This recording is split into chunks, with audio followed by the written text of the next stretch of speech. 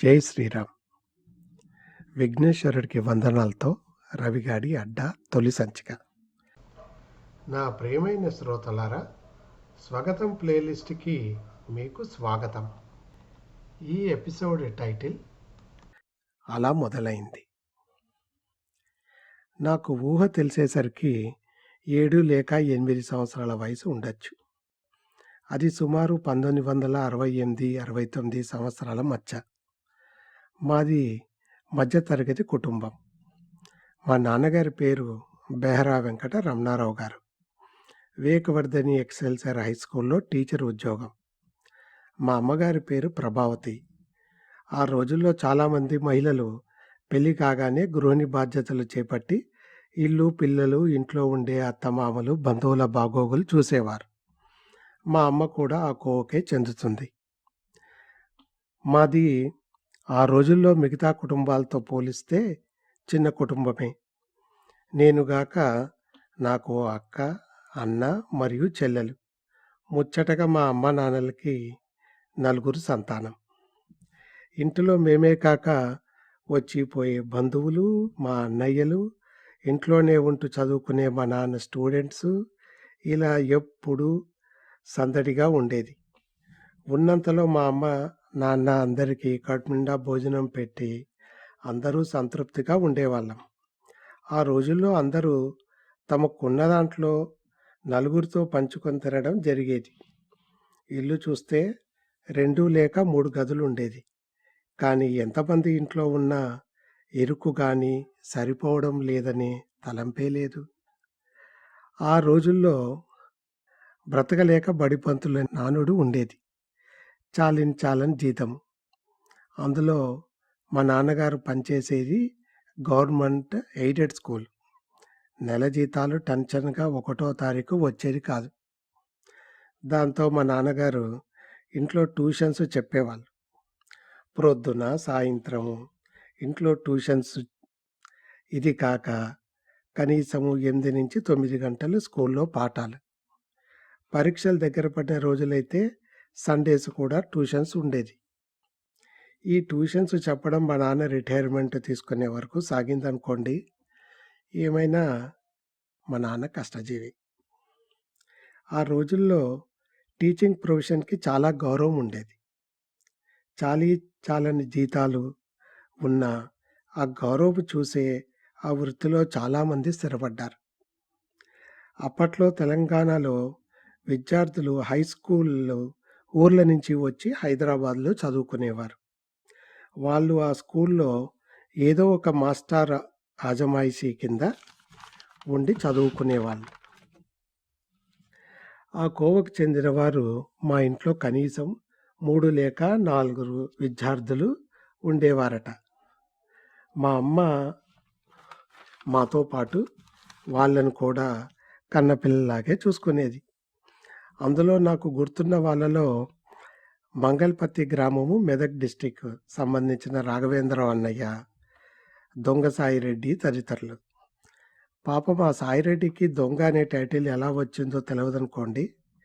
మా అమ్మ చెప్పేది ఆ సాయిరెడ్డి గురించి.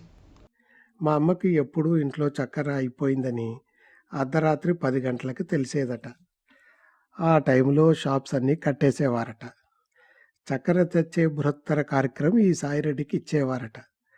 అతను దుకాణాల తలుపు తట్టి వారిని నిద్రలేపి ఏదో కథలు చెప్పి చివాట్లు తినో చక్కెర సాధించి తెచ్చేవాట. ఇంకో పిట్ట కథ కూడా ఉందండోయ్. మా అమ్మ చెప్పేది. చిన్నప్పుడు విని భయపడి చచ్చేవాళ్ళం. అదేంటంటే, మా అమ్మ నాన్నలు దాదాపు నాకు ఊహ తెలిసేసరికి 5 నుంచి 6 అద్దె ఇల్లు మారారట. మారిన అద్దె ఇళ్ళన్నీ మా నాన్న స్కూల్ చుట్టూ ఉన్న జాంబాగ్, గౌలీగూడ, ఫీల్ఖానా ప్రాంతాలే. అయితే ఒకసారి ఒక అద్దె ఇంట్లో దిగారు. మా అమ్మ, నాన్న, పిల్లలం, ఈ సాయిరెడ్డి, మిగతా స్టూడెంట్స్ అందరూ సామాన్లు సర్దుకొని కొత్త ఇంట్లో రాత్రి నిద్ర ఉపకరించారు. రాత్రి కాగానే ఏదో గజ్జల శబ్దం వినిపించడం మొదలైందట. అప్పుడు ఈ సాయిరెడ్డి మా అమ్మా నాన్న నిద్రలేపి గజ్జల శబ్దం వినిపిస్తున్నాయని భయపడుతూ చెప్పాట. దానికి మా నాన్న విసుక్కొని, "ఏమీ లేదు పడుకోండి" అని అరిచారట. అయితే ప్రొద్దున్నే పాలు పోసే మా పాలవాడు మా ఇల్లు వెతుక్కుంటూ వచ్చి, మేము ఉన్న ఇల్లు చూసి అవాక్కయ్యాడట. "ఈ దయ్యం ఇంటిలో ఎలా చేరారమ్మా?" అని మా అమ్మని అడిగాడు. "ఇల్లు తీసుకునేటప్పుడు చుట్టుపక్కన వాళ్ళతో వాకప్ చేయలేకపోయారా?" అంతే. మా అమ్మ పెట్టాబేడా సర్దుకొని, పిల్లలందరిని తీసుకొని అదే రోజు మళ్ళీ పాత ఇంటికి షిఫ్ట్ అయిందట. అలా ఇల్లు మారి, మారి చివరికి నా ఊహ తెలిసేటప్పటికి జాంబాగులోని ఇంటికి మారారట. అది దాదాపు 5గురు కాపురంలో ఉన్న బాడ. బాడ అంటే ఇప్పటి గేటెడ్ కమ్యూనిటీ అనుకోండి. అన్నీ పెంకుటిల్లే. మా ఇల్లు ఒక హాలు, వంటగది, ఓ బెడ్రూము ఉండేది. అందులో మా నాన్న కూర్చునే వాలు కుర్చీ, నొలక మంచము, ఒక ఐరన్ అల్మారా, చెక్క టేబులు, ఓ రేడియో, మా నాన్న స్కూల్‌కి వెళ్ళడానికి సైకిల్ ఉండేదిట. ఇదే కాక మేమంతా ఎక్సైట్‌మెంట్‌గా ఫీల్ అయ్యేది నూలు తీసే గాంధీ చెరక. ఆ రోజు ఖాదీ ఉద్యోగం భాగంగా ఆడవాళ్ళందరికీ ఖాదీ బండారు వారి ఆధ్వర్యంలో ఉచితంగా పత్తి, చెరక ఇచ్చి దారము తయారు చేసిన తర్వాత వారే కొనేవారట. మా అమ్మ కూడా ఏదో మహిళా మండలి మెంబర్ కావచ్చు. అందుకనే మా ఇంట్లో ఆ చెరక ఉండేది.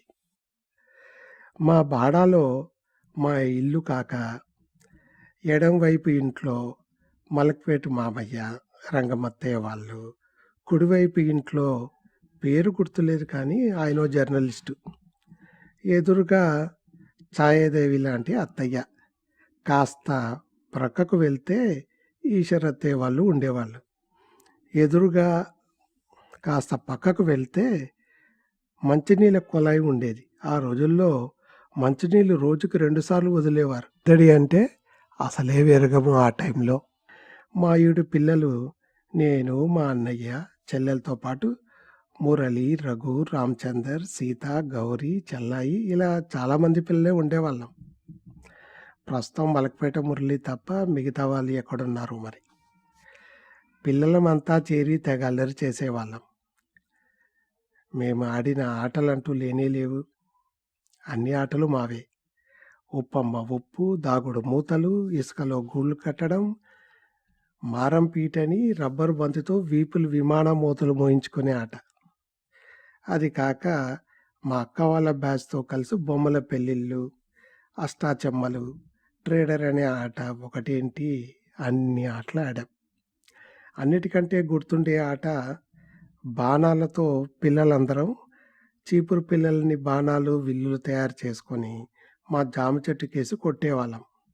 ఒకసారి అదే ఆట 2 టీమ్స్‌గా మారి ఒకరి మీద మరొకరు బాణాలు వేసుకోవడం మొదలుపెట్టాం. అంతలో ఎదురుగుండా గౌరి అనే అమ్మాయి చిన్న కత్తెర పట్టుకొని వచ్చి ఎదురుగా ఉన్న నా కంటి దగ్గరికి తెచ్చింది. అది నా కంటి దగ్గర కొద్దిగా తగిలింది. అంతే.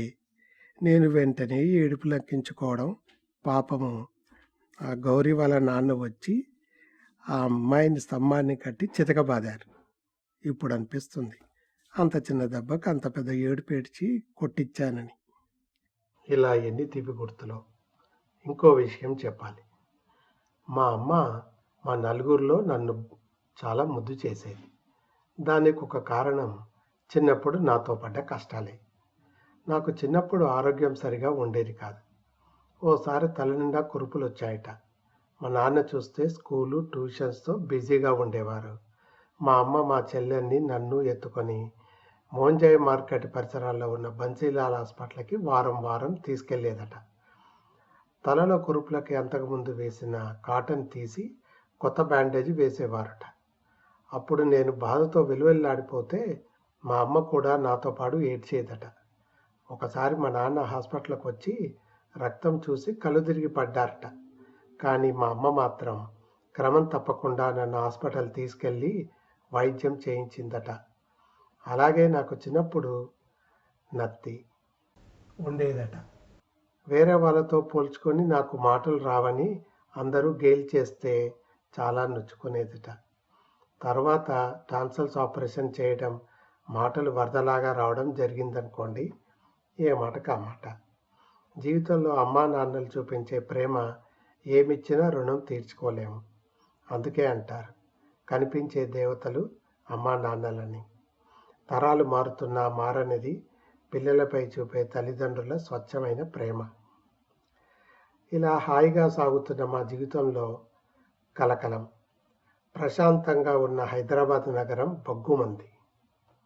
వాటి విషయాలు తర్వాత సంచికలో తెలుసుకుందాం. ఈ ఎపిసోడ్ని ఆసక్తిగా విన్న శ్రోతలకు ధన్యవాదాలు. నా ఈ ప్రయత్నాన్ని ఆదరించి ఆశీర్వదిస్తున్న నా ప్రియమైన శ్రోతలకు కృతజ్ఞతలు తెలుపుకుంటూ, ఇలానే మీ అమూల్యమైన అభిమానాన్ని నాపై చూపాలని ఆశిస్తూ ఆకాంక్షిస్తూ, మళ్ళీ కొత్త సంగతులు విశేషాలతో వచ్చే సంచికతో కలుద్దాం.